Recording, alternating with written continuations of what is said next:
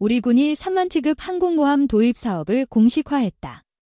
20여 대의 수직 이착륙 전투기 등을 탑재해 2033년 작전에 투입한다는 구상이다. 또 4,000톤급 잠수함 건조 계획도 처음 공개했다. 이 잠수함은 원자력 추진체계와 잠수함 발사 탄도미사일 SLBM을 탑재할 가능성이 높다. 이들 전력은 말 그대로 대양 해군으로 도약하기 위한 무기체계다.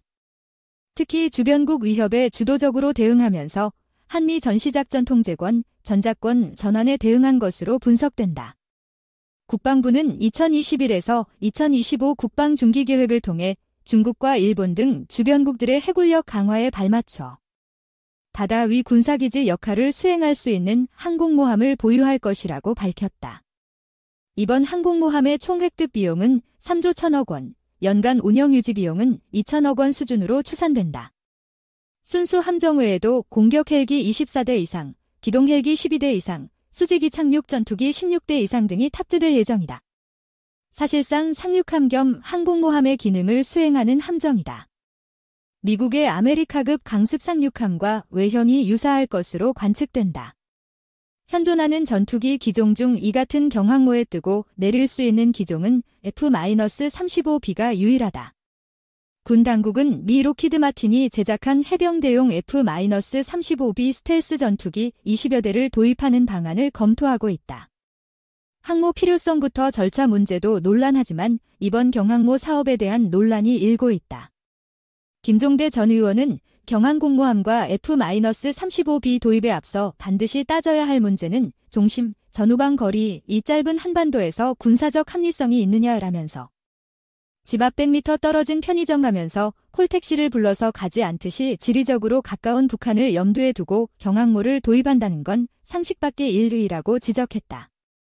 한 군 관계자는 중국의 경우 6만 7천 톤의 산둥함까지 운용하고 있는데 활주 길이를 300m 이상 구현해 통상 이착륙 전투기를 운용 가능케 했다면서 항공모함이 가진 전제먹재 기능과 분쟁 해역에 대한 제공권 확보 등의 전술적 이점을 극대화하기 위해선 중형 항모급 능력을 갖춰야 한다고 했다.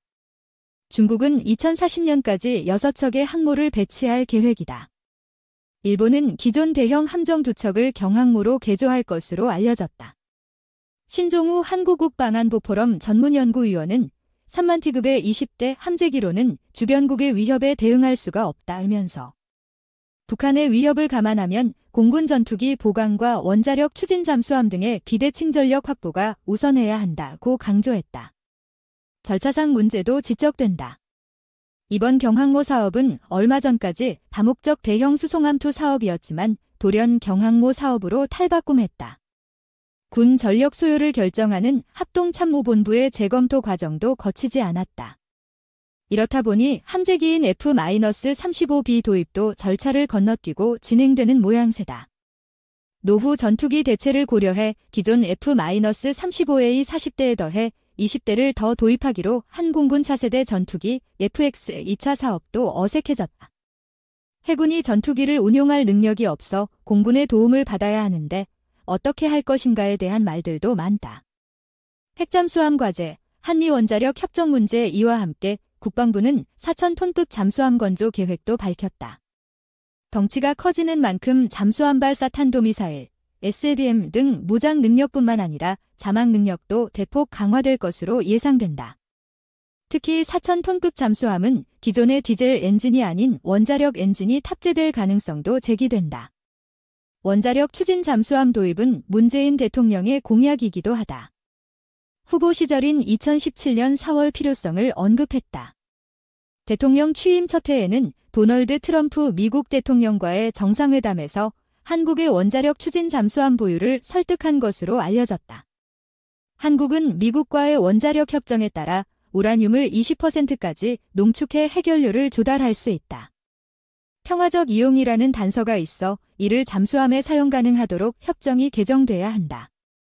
하지만 김현종 청와대 국가안보실 2차장은 지난달 28일 한 언론과의 인터뷰에서 핵추진 잠수함 건조와 한미 원자력 협정은 별개라면서 미국과의 협정이 원자력 추진 잠수함 건조에 걸림돌이 되지 않는다는 의견을 내비쳤다. 참여정부 시절 핵추진 잠수함 사업단장을 지낸 문근식 경기대 정치전문대학원 교수는 원자력 협정을 개정하려면 많은 시간이 걸리는데 한국의 원자력 추진 잠수함 보유는 미 대통령의 행정명령으로도 가능하다으면서 20% 미만의 전홍축 우라늄은 핵무기를 만들 수준이 아니라는 점을 설득해야 한다고 말했다.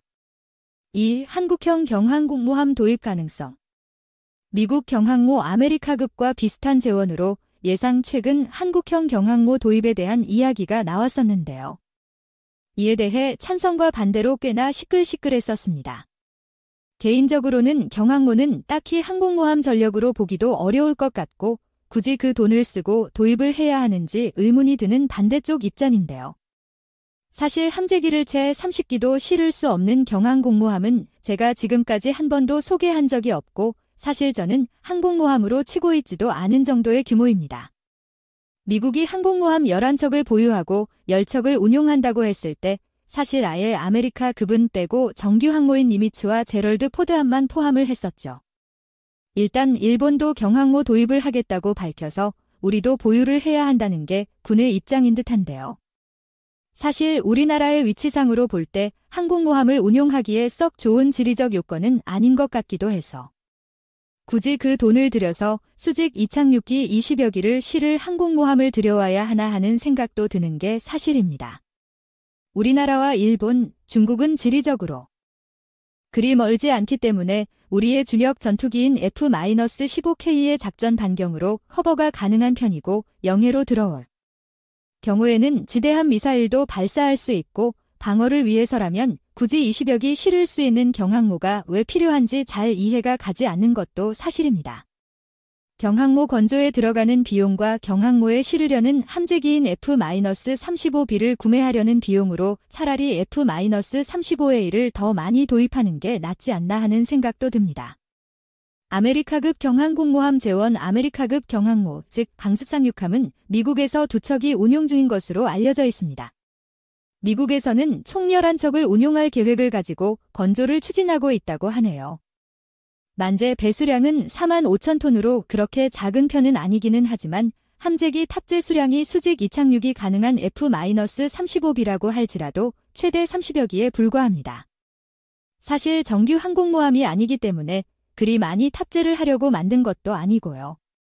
대잠 헬기 등을 탑재해야 하기 때문에 전투기는 실질적으로 20기를 넘을 수 없다고 보는 게 좋을 것 같습니다. 또한 조기 경보기도 탑재할 수가 없죠. 상륙함답게 상륙병력은 1,600여 명의 꽤 많은 인원이 탑승할 수 있습니다.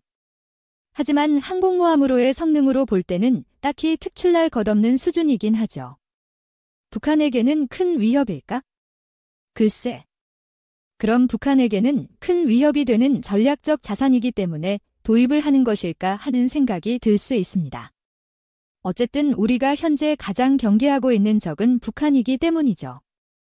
하지만 그렇게 보기에도 생각보다 장점이 많지는 않습니다. 일단 함재기로는 F-35B만 탑재가 가능한데 F-35B는 수직 이착륙이 가능하게 하기 위해서 무장량이 적고 북한의 지하 벙커 등을 타격할 수 있는 공대지 미사일의 탑재가 어렵기 때문이죠.